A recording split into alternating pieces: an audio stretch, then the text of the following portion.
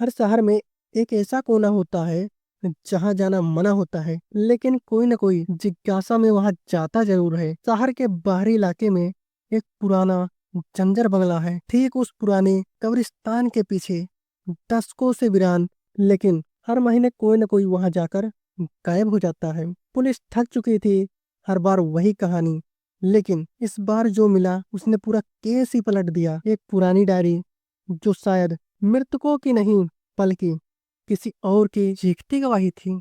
परछाइयों वाला बंगला शहर के बाहरी इलाके में शंकरपुर नाम की एक बस्ती थी। लोग सीधे साधे थे, लेकिन एक चीज से सब डरते थे, कब्रिस्तान के पीछे वाला बंगला। लोग कहते थे वहां रात को औरत की चीखें, लोहे की जंजीरों की आवाज और शायद चलते दिखते हैं। कोई वहां टिकता नहीं। जिस दिन कोई हिम्मत करता है, अगली सुबह उसका कोई अता पता नहीं होता। बंगले के पिछली खिड़की से अक्सर एक नीली रोशनी दिखती थी, पर पुलिस जब जाती सब कुछ सामान्य, कोई सुराग नहीं। गायब होती तारीखें, हर महीने की 13 तारीख को एक व्यक्ति गायब होता था। जनवरी में एक छात्र, फरवरी में एक बुजुर्ग, मार्च में एक पुलिस कांस्टेबल और अप्रैल में इंस्पेक्टर नरेश खुद। ये सिलसिला ऐसा बन चुका था कि शहर में कर्फ्यू लगाना पड़ा। लोगों को लगा शायद कोई सीरियल किलर है, पर जो भी गया उसका कभी सौ नहीं मिला। सिर्फ खून के धब्बे और वही पुराना बंगला। मई की 13 तारीख, इस बार पुलिस ने बंगले को घेर लिया, लेकिन जो अंदर गया वापस नहीं गया। जब सर्च टीम गई एक तहखाने में, एक लोहे की बंदूक मिली, उसमें एक पुरानी डायरी। उस डायरी पर खून के धब्बे थे और पहला पन्ना पढ़ते ही सभी कांप गए। अगर ये पढ़ रहे हो तो शायद अब तुम्हारा भी अंत निकट है। ये बंगला मेरा नहीं था, पर अब है, और मैं चाहता हूँ कि तुम भी यहीं रहो हमेशा के लिए। डायरी की सच्चाई।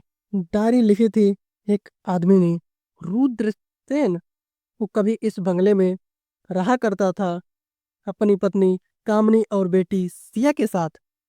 लेकिन एक रात कुछ ऐसा हुआ जिसने उसकी पूरी जिंदगी बदल दी। उसकी पत्नी और बेटी की हवेली के कुएं में डूबकर मौत हो गई, और तब से रुद्र पागल हो गया।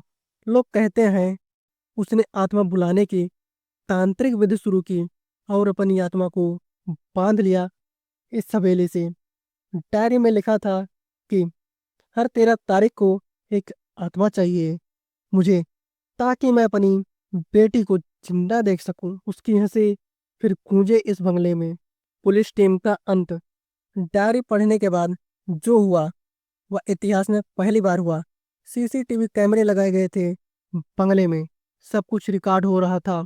और रात 12 बजे कैमरे में दिखा एक साया हवा में तैरता हुआ। फिर अचानक सभी कैमरे बंद।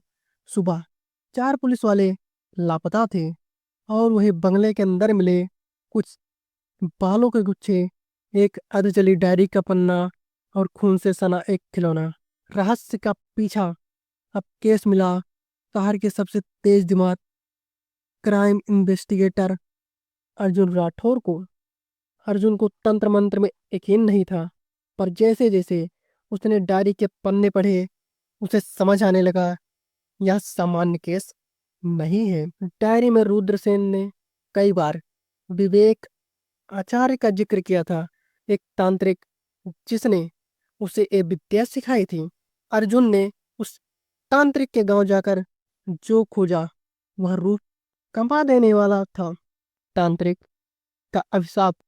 विवेक आचार्य 30 साल पहले मर चुका था, लेकिन गांव में आज भी उसकी झोपड़ी जली हालात में वैसी की वैसी थी। गांव वाले डरते थे उस झोपड़ी के पास जाने से।